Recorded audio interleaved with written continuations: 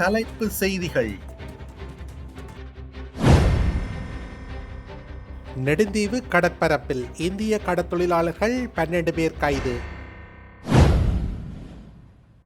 சர்வதேச நீதிக்கான சுழற்சி முறையிலான உண்ணாவிரத போராட்டம் கிழக்கிலும் ஆரம்பம்.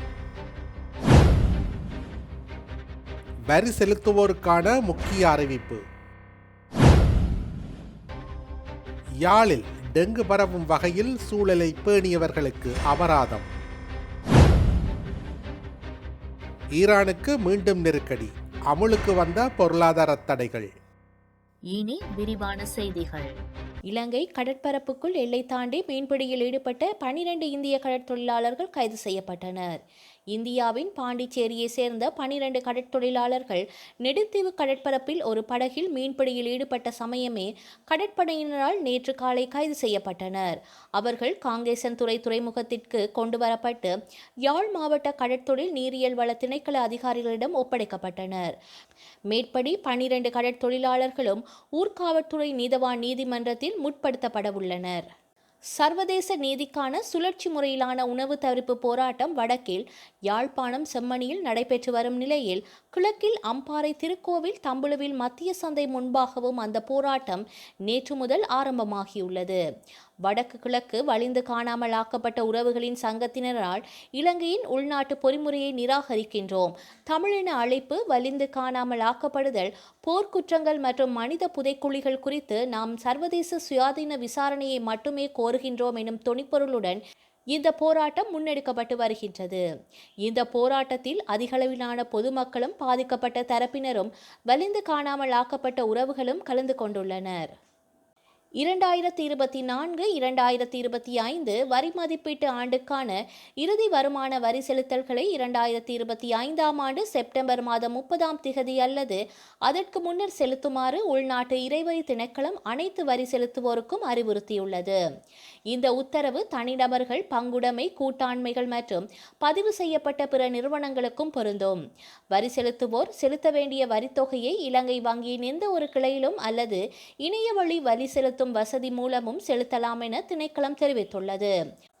கொடுப்பனவுக்கான இறுதி திகதியான செப்டம்பர் மாதம் 30ஆம் திகதிக்கு முன்னர் செலுத்தப்படும் தொகைகள் வங்கி வரைவோலை அல்லது கொடுப்பனவு உத்தரவு மூலம் தீர்க்கப்பட்டாலும் தாமதமான செலுத்தல்களாக கருதப்படும் என எச்சரிக்கப்பட்டுள்ளது.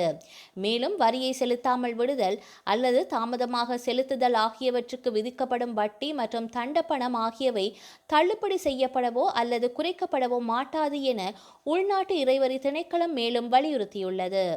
யாழ்ப்பாணத்தில் டெங்கு நுளம்பு பரவும் வகையில் சூழலை பேணியவர்களுக்கு அபராதம் விதிக்கப்பட்டுள்ளது. வல்வெட்டித்துறை நகரசபை ஆளுகைக்கு உட்பட்ட தொண்டமனாறு பகுதியில் வெள்ளிக்கிழமை டெங்கு நோய் தொடர்பான சுற்றி வளைப்புகள் முன்னெடுக்கப்பட்டன. இதன்போது அந்த பகுதியில் டெங்கு நுளம்பு பரவக்கூடிய சூழலை பேணிய 10 ஆதன உரிமையாளர்களுக்கு எதிராக பருத்தித்துறை நீதவான் நீதிமன்றத்தில் வழக்கு தொடரப்பட்டது. வழக்கு விசாரணை எடுத்துக்கொள்ளப்பட்ட போது குறித்த நபர்கள் மன்றில் முன்னிலையாகினர்.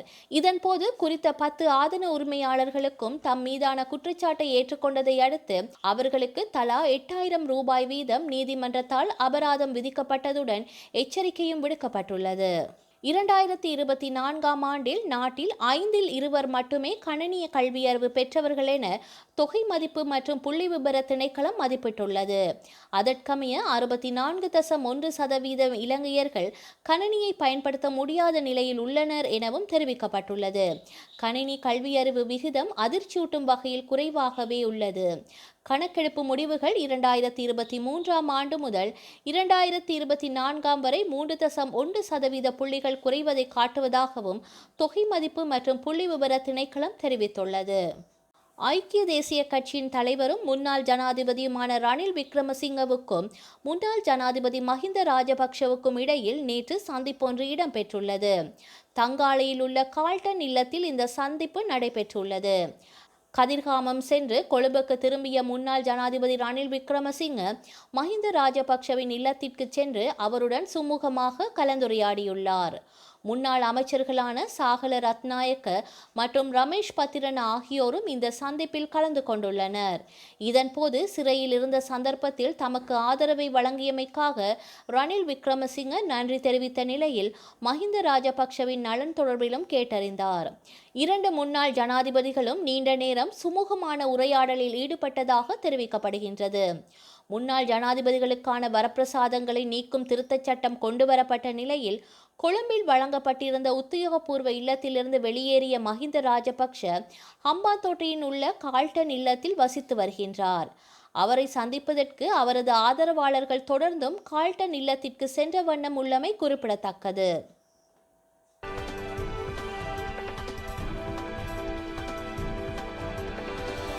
அணுசக்தி திட்டங்களை கைவிட மறுக்கும் ஈரான் மீது ஐக்கிய நாடுகள் சபை மீண்டும் பொருளாதார தடைகளை விதித்துள்ளது. 2015ஆம் ஆண்டு உலக வல்லரசுகளுடன் ஈரான் அணுசக்தி ஒப்பந்தத்தில் கையெழுத்திட்டிருந்தது. ஆனால் ஒப்பந்த விதிகளை மீறியதற்காக அதே ஒப்பந்தத்தில் இடம்பெற்ற ஸ்னெப்பெக் என்ற அம்சம் மூலம் தற்போது நடவடிக்கை எடுக்கப்பட்டுள்ளது. அதாவது இந்த ஒப்பந்தம் செய்வதற்கு முன் ஈரான் மீது விதிக்கப்பட்டிருந்த தடைகள் 10 வருடங்கள் கழித்து மீண்டும் செயல்பாட்டுக்கு வந்தன. தற்போது அமலுக்கு வந்துள்ள இந்திய தடையால் ஈரானின் வெளிநாட்டு சொத்துக்கள் முடக்கப்படும், ஆயுத விற்பனை ஒப்பந்தங்கள் நிறுத்தப்படும், மேலும் அதன் பாலிடிக்ஸ் ஏவுகணை திட்டங்களை மேம்படுத்துவது தண்டனைக்குரிய குற்றமாக கருதப்படும். முன்னதாக ஈரான் மீது பொருளாதார தடை விதிக்கப்பட்டதாக பிரிட்டன், பிரான்ஸ் மற்றும் ஜெர்மனி ஆகிய நாடுகள் கொண்டு வந்த வரைவு தீர்மானம் ஐநா பாதுகாப்பு சபையில் உள்ள 15 நாடுகளின் வாக்கெடுப்புக்காக முன்வைக்கப்பட்டது. ரஷ்யா, சீனா, பாகிஸ்தான் மற்றும் அல்ஜீரியா ஆகிய நாடுகள் ஈரானுக்கு ஆதரவாக வாக்களித்தன. அமெரிக்கா, பிரிட்டன், பிரான்ஸ் உள்ளிட்ட 9 நாடுகள் எதிராக வாக்களித்தன. 2 நாடுகள் வாக்கெடுப்பில் கலந்து கொள்ளவில்லை. இதையடுத்து வரைவு தீர்மானம் தோல்வியடைந்தது. இதனைத் தொடர்ந்து ஈரான் மீதான பொருளாதார தடைகளை மீண்டும் அமுல்படுத்துவதை 6 மாதங்கள் தாமதப்படுத்த கோரி ரஷ்யா மற்றும் சீனா கொண்டு வந்த வரைவு தீர்மானத்தை ஐநா பாதுகாப்பு சபை நிராகரித்தது. இதனைத் தொடர்ந்து நேற்று முதல் தடைகள் அமலுக்கு வந்தன. கரூர் கூட்ட நெரிசல் பலி தொடர்பாக நீதிமன்ற மதுரை அமர்வில் இன்று விசாரணை நடத்தப்பட உள்ளது. கரூரில் தமிழக வெற்றிக் கழக பிரசார கூட்டத்தில் சிக்கி 39 பேர் பலியான சம்பவம் தொடர்பாக விசாரணை நடத்த உயர் நீதிமன்ற நீதிபதி தண்டபாணியிடம் தமிழக வெற்றிக் கழக நிர்வாகிகள் முறையீடு செய்தனர். இது தொடர்பாக செய்தியாளர்களிடம் தமிழக வெற்றிக் கழக இணை செயலாளர் CD நிர்மல்குமார் தெரிவித்துள்ளதாவது: கரூர் பலி சம்பவம் தொடர்பாக உயர் நீதிமன்ற நீதிபதியிடம் முறையிட்டுள்ளோம். இன்று மதியம் 2:15 மணியளவில் உயர் நீதிமன்ற அமர்வில் இந்த வழக்கு விசாரணைக்கு எடுத்துக் கொள்ளப்படும் என்று தெரிவித்துள்ளார். நீதிமன்ற விசாரணையில் இருப்பதால் தற்போதைக்கு மேற்படி எதுவும் பேச வேண்டாம். இன்றைய விசாரணைக்கு பின்னர் தமிழக வெற்றிக் கழக தரப்பு கருத்தை தெரிவிப்போம் என தெரிவித்துள்ளார். கரூர் சம்பவம் தொடர்பாக CBI அல்லது சிறப்பு புலனாய்வு குழு விசாரணைக்கு உத்தரவிடவும் தமிழக வெற்றிக் கழகத்தினர் கோரிக்கை விடுத்துள்ளனர். வரலாற்றில் இன்று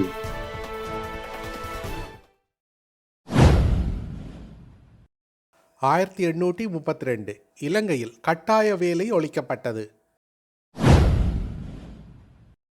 1998 இலங்கை பலாலி விமான நிலையத்தில் இருந்து ரத்மலானை நோக்கி 56 பேருடன் புறப்பட்ட லயன் ஏர் பயணிகள் விமானம் புறப்பட்டு 10 நிமிடங்களில் காணாமல் போனது. 2006 பிரேசிலில் 2 விமானங்கள் நடுவானில் மோதியதில் 154 பேர் உயிரிழந்தனர்.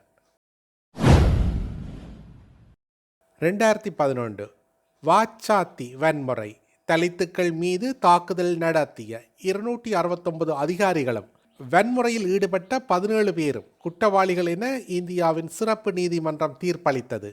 செய்திகளை உடனுக்குடன் தெரிந்து கொள்ள உடனே சப்ஸ்கிரைப் செய்து பெல் பட்டனை கிளிக் பண்ணவும்.